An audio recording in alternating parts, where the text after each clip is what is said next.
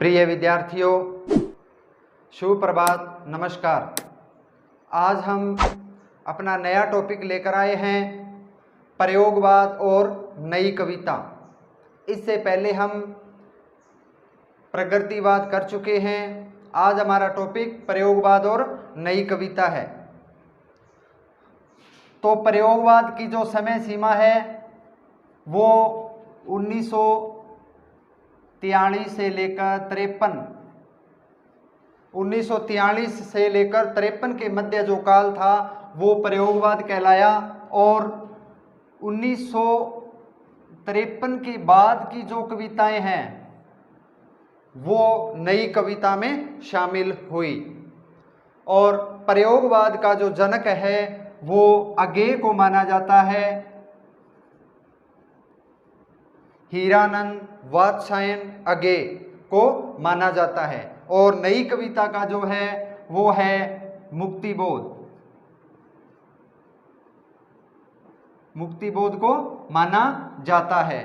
तो प्रयोगवाद 1943 से 1953 के मध्य और 1953 के बाद वाली जो कविताएं हैं वो कविताएं नई कविताओं में शामिल की गई। और अगे ने 1943 के आसपास तार सप्तक का प्रकाशन करवाया था। अब ये तार सप्तक है क्या? तार सप्तक ऐसे कवियों का समूह था जिन कवियों में नए भावबोध, नए उपमान, नए प्रतीकों के माध्यम से कवियों की जो काव्यों की जो है वो रचना की थी। तो तार सप्तक उन कवियों का समूह था जो कि नए भावबोध, नए प्रयोग, नए प्रतीकों के माध्यम से उन्होंने जो काव्य की रचना की। और तार सप्तक 1943 में शुरू हुआ और 4 तार सप्तक थे और प्रत्येक सप्तक में 7 कवियों का समूह रखा गया, यानी कुल 28 कवि थे जो कि तार सप्तक के दौरान शामिल किए जाते हैं।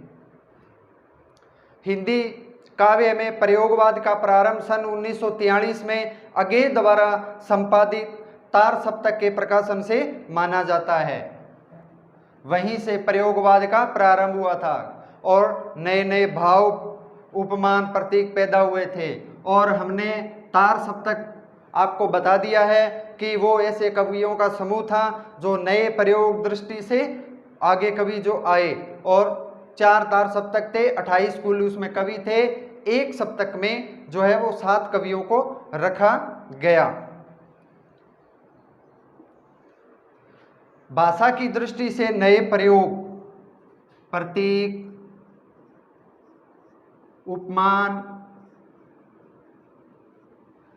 उपमान की दृष्टि से नए प्रयोग के काव्यों में प्रयोगवादी कवियों ने जगह दी। यानी भाषा की दृष्टि से नए प्रयोग, प्रतीक, उपमान आदि को प्रयोगवाद में जगह दी। प्रयोगवादी कवियों ने भावुकता के स्थान पर बौद्धिकता का प्रयोग प्रमुख रूप से किया है।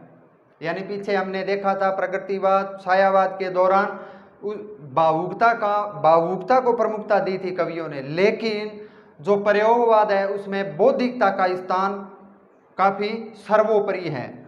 बौद्धिकता को स्थान दिया गया प्रयोगवादियों द्वारा, यानी कि इसमें भाव का नहीं बल्कि बौद्धिकता का प्रयोग किया गया है, ताकि जो कवि है वो नए नए प्रयोग कर सके, नए नए प्रतीकों का प्रयोग कर सके।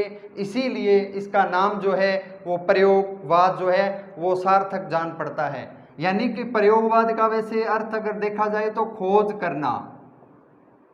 करना, नए नए भावों की खोज करना माना गया है। और प्रयोगवादी जो कवि हैं वो जो जीवन में जो निराशा थी, कुंठा थी, अनास्था थी, जड़ता और संघर्ष को अभिव्यक्ति प्रदान करते हैं। यानी व्यक्ति की जीवन में जो कुंठा है, निराशा है, द्वंद्व, मानसिक संघर्ष इत्यादि को प्रयोगवादी कवियों ने क्या है, जगह दी है, प्रमुख रूप से इनका प्रयोग किया है। तो प्रिय विद्यार्थियों, प्रयोगवाद और नई कविता, प्रयोगवाद का जो प्रारंभ है वो सन 1943 से 1953 के मध्य माना गया और नई कविता जो है वो 1953 के बाद की मानी गई है। और प्रयोगवाद का जो प्रारंभ है वो तार सप्तक से माना जाता है, जो कि अज्ञे द्वारा संपादित था 1943 में। और नई कविता है उनमें बहुत सारे कवि आए, जैसे नंदुलारे वाजपेयी जी हैं और मुक्ति बोध है, प्रमुख रूप से ये कवि थे। और भाषा की दृष्टि से इनमें नए प्रयोग है, प्रतीक है, उपमानों का प्रयोग किया गया और प्रयोगवादियों द्वारा भावुकता के स्थान पर बौद्धिकता को महत्व दिया गया और जीवन में कुंठा, निराशा, द्वंद्व, संघर्ष, मानसिक संघर्ष इत्यादि को जगह मिली है। तो प्रयोगवादी जो काव्य है उनमें नए प्रतीकों का इस प्रकार प्रयोग किया गया है जो सार्थक जान पड़ता है। विद्वान थे डॉक्टर शिव कुमार, उन्होंने प्रयोगवाद और नई कविता के बारे में क्या कहा है, उनकी परिभाषा देखिए कि ये दोनों एक ही धारा के, ये दोनों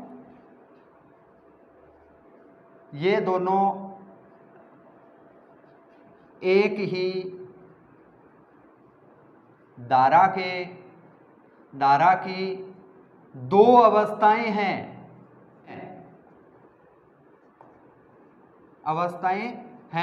यानी दो अवस्थाएं कौन कौन सी, प्रयोगवाद और नई कविता। धारा एक ही है, अवस्थाएं दो है, ये कहा था शिव कुमार, डॉक्टर शिव कुमार जी ने। और कालांतर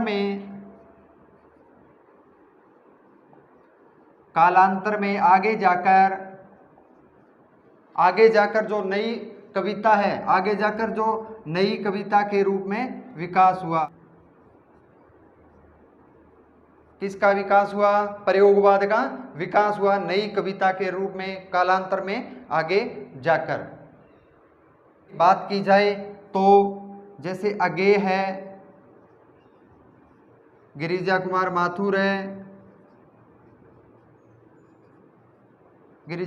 माथुर है, मुक्ति बोध है,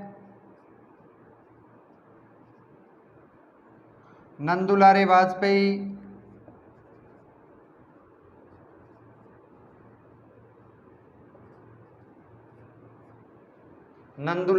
वाजपेयी इत्यादि कवि प्रमुख रूप से हुए हैं, जो कि सम्मिलित रूप से मैंने इनको लिखा है। प्रयोगवाद और नई कविता के दौरान ये प्रमुख कवि आए हैं। और अगर बात की जाए तो कुंवर नारायण, प्रभाकर माचवे इत्यादि कवि और शामिल किए जाते हैं। तो प्रिय विद्यार्थियों, ये थी प्रयोगवाद और नई कविता की सामान्य जानकारी, जो कि प्रत्येक इस टॉपिक में सामान्य जानकारी अति आवश्यक है। अब हम देखेंगे कि प्रयोगवाद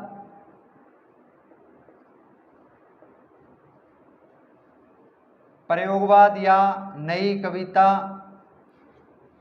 की विशेषताएं या प्रवृत्तियां। तो सबसे पहले सबसे प्रमुख है नवीनता या नए भावबोध। नवीनता या नए भावबोध।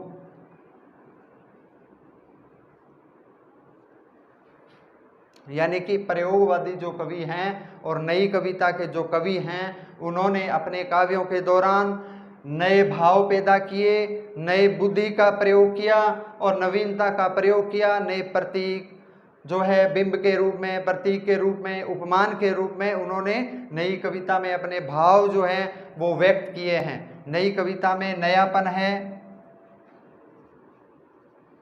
नई कविता में नयापन,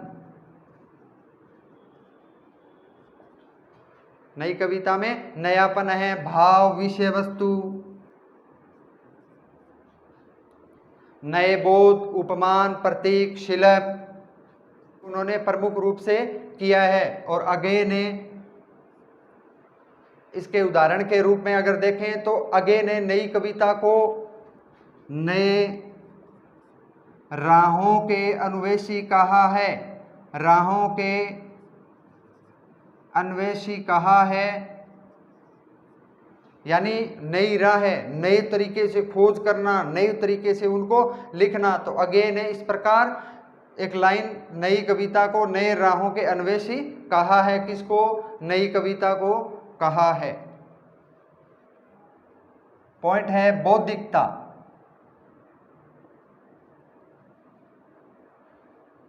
बौद्धिकता यानी प्रयोगवादी कवियों ने भावुकता के स्थान पर, भावुकता के स्थान पर बौद्धिकता का प्रयोग किया है। बौद्धिकता का प्रयोग किया है, यानी प्रमुखता जो है वो बौद्धिकता को दी है, बुद्धि को उन्होंने प्रमुखता इसमें दी है।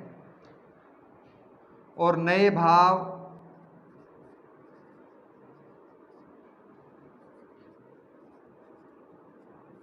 बोध भी शामिल है। नया कवि जो है पाठक की बुद्धि को झकझोरता है। नया कवि है जो पाठक की बुद्धि को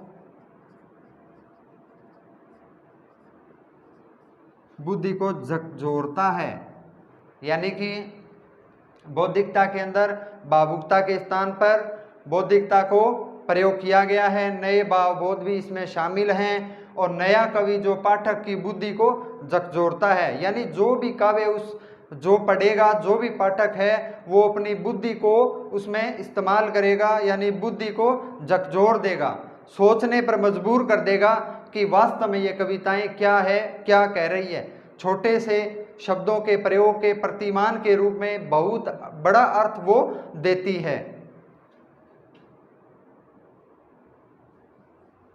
नंबर 3 पे है अतिशय वैयक्तिकता, यानी नई कविता की जो प्रमुख प्रवृत्ति है वो अतिशय, यानी बहुत ज्यादा वर्णन, भांति भांति रूप में, किसी एक विषय को लेकर नहीं, भिन्न भिन्न विषयों को लेकर उसमें बहुत ज्यादा अतिशय वैयक्तिकता है। कवियों ने अपने विक्षोभ,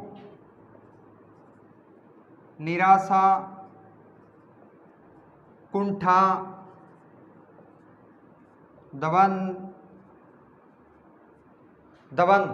आदि को इसमें प्रमुख स्थान दिया है। प्रमुख असफलता के माध्यम से इनको अनुभव किया है, यानी कवियों ने अपने विक्षोभ, निराशा, काव्य, कुंठा के माध्यम से उन्होंने इस अतिशय वैयक्तिकता का वर्णन किया है। नंबर 3 पे है क्षणवादिता। क्षणवादिता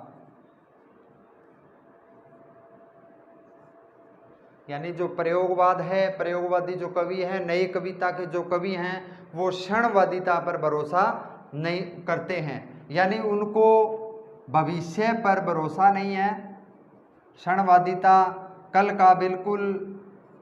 का पता बिल्कुल नहीं है, पता नहीं, सारा कुछ वो इसी पल लिखना चाहता है। और सर्वप्रमुख जो है वो आत्म केंद्रित है। नए कवि या प्रयोगवादी है वो आत्म केंद्रित हैं। स्वाध्याय है, स्वाध्याय की प्रवृत्ति भी उनमें शामिल होती है। और अगे की एक प्रसिद्ध लाइन भी है, अगे ने कहा है इस संबंध में कि आओ हम उस अतीत को भूलें, उस अतीत को भूलें।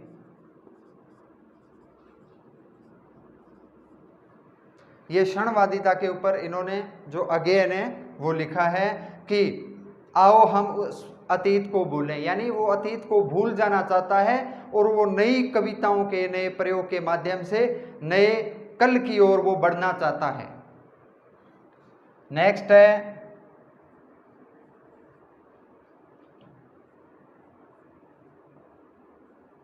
परिणयानुभूति, यानी कि प्रेम संबंध, यानी परिणयानुभूति प्रेम संबंध को प्रयोगवादी कवियों ने प्रमुखता दी है।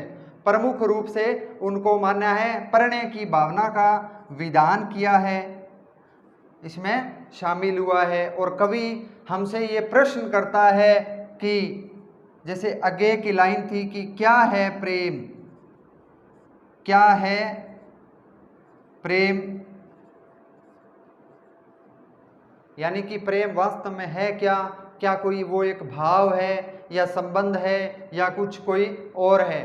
तो वो हमसे या पाठक से सोचने पर वो मजबूर कर देता है कि उनकी कविता ही है, इतना लाइन है कि क्या है प्रेम, ये इतना शब्द ही हमें सोचने पर मजबूर कर देता है। ये था आगे का प्रयोग, प्रयोगवाद ये कहलाया, यानी शब्द थोड़े थे, प्रतीकों के माध्यम से, प्रयोगों के माध्यम से उन्होंने पाठकों को सोचने पर मजबूर कर दिया। नंबर 6 पे है आधुनिक भाव बोध, यानी कि प्रयोगवादी जो कवि थे या नई कविता के जितने भी कवि थे उन्होंने आधुनिक भावबोध को स्वीकारा है कि व्यक्ति के जीवन में मानसिक द्वंद्व, कुंठा, निराशा, संघर्ष इत्यादि को इनमें शामिल किया गया है। यानी कि व्यक्ति जो कुछ अपने जीवन के बारे में जो कुछ सोचता है, यानी मानसिक द्वंद्व उसके अंदर होता है, कुंठा होती है, किसी वजह से कोई निराशा हो जाती है, वो निराशा जैसे असफलता का रूप भी ले लेती है, असफलता रूप के माध्यम से भी हो सकती है, और इस निजी जीवन में अपने आप मानसिक जो जीवन है, निजी जो जीवन है उसमें संघर्ष भी देखने को मिलता है। तो इनके माध्यम से नए कवि या प्रयोगवादी जो कवि हैं उन्होंने अपने भावबोध को उसमें उतारा है, अपने काव्यों को आधुनिक भावबोध में उन्होंने जगह दी है।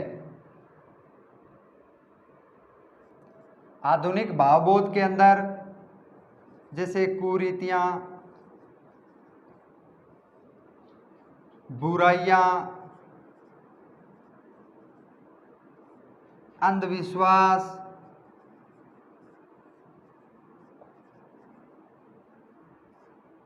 का खंडन, अंधविश्वास का खंडन किया है।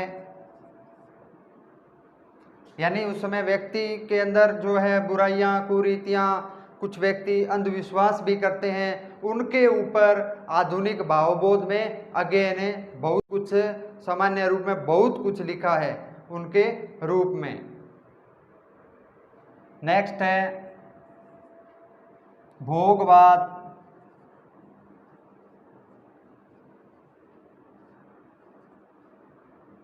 या वासना।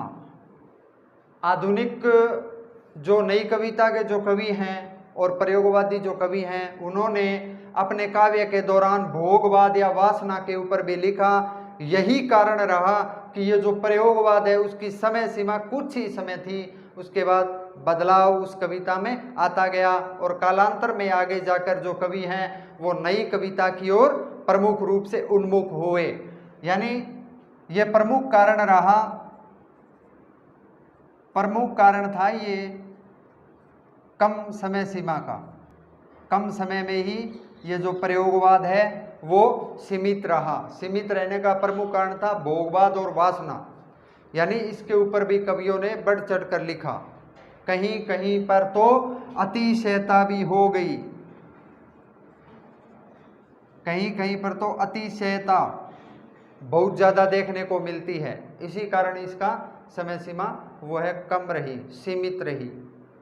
नेक्स्ट है लोक संस्कृति, यानी जो नए कवि हैं वो आधुनिक जनजीवन में जो लोग, यानी जो उस समय की जो संस्कृति थी, जिस समय वो चल रही थी, आधुनिक जनजीवन के ऊपर उन्होंने लिखा। लोक संस्कृति के रूप में बहुत कुछ उन्होंने लिखा और पारिवारिक संघर्ष, बेरोजगारी इत्यादि पर उन्होंने लिखा। नए नए प्रयोग भी उन्होंने किए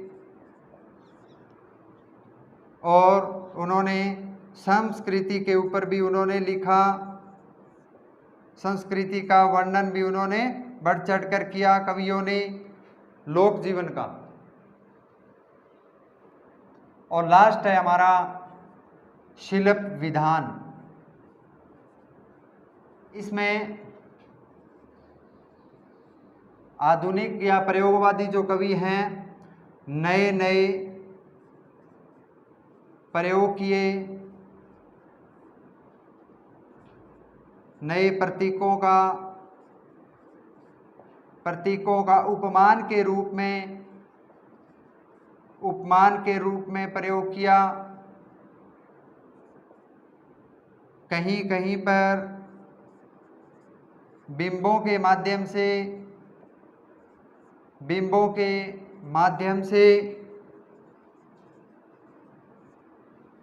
कहीं कहीं पर बिंबों के माध्यम से अपने भाव व्यक्त किए।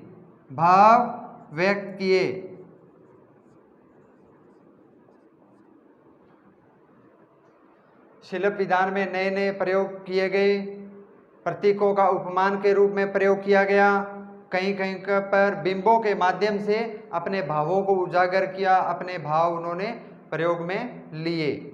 और उन्होंने मुक्त छंद का प्रयोग किया। जैसे एक प्रसिद्ध लाइन थी कि उड़ गई रे चिड़िया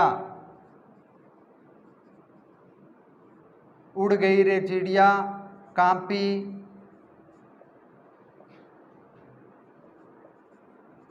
थिरकी सी, यानी उड़ गई रे चिड़िया कांपी थिरकी सी, मुक्त छंद के रूप में उन्होंने इसका प्रयोग किया। तो प्रिय विद्यार्थियों, आज का हमारा ये छोटा सा टॉपिक था, ये कंप्लीट होने की ओर है। एक बार फिर मैं इसको रिपीट कर देता हूँ कि प्रयोगवाद और नई कविता कि प्रयोगवाद का समय सीमा जो है 1943 से 53 के मध्य मानी गई है और प्रयोगवाद का जो जनक है वो अगेय को माना जाता है और उन्होंने तार सप्तक का निर्माण किया था 1943 में। और तार सप्तक में ऐसे कवियों का समूह था जो कि नए नए भाव, नए नए विधान, प्रतीकों का प्रयोग कर सके। ऐसे 28 कवियों को उन्होंने शामिल किया, प्रत्येक में 7 कवि थे। इसके बाद कालांतर में वही जो धारा थी, कालांतर में आगे जाकर वो नई कविता के रूप में विकसित हुई और नई कविता की जो समय सीमा है वो 1953 के बाद की जो कविताएं थी वो उनमें समाहित हो जाती हैं। और इसके बाद प्रयोगवाद में नए भावों को जगह दी गई, नए उपमानों का प्रयोग किया गया और 1943 से उस कविता को माना गया था।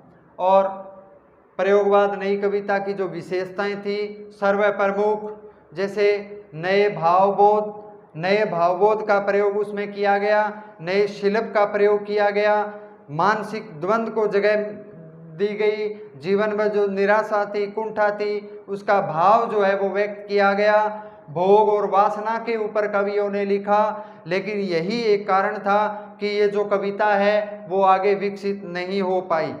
और लोक संस्कृति के ऊपर उन्होंने लिखा कि जो जीवन में लोक संस्कृति जो भी विशेषताएं थी उस समय उनके ऊपर उन्होंने लिखा।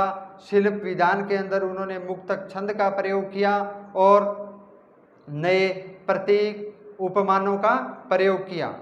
तो प्रिय विद्यार्थियों, मैं आशा करता हूं कि ये छोटा सा टॉपिक आपको समझ में आ गया होगा। तो नेक्स्ट हम जो भी टॉपिक है वो नेक्स्ट क्लास में करेंगे। धन्यवाद।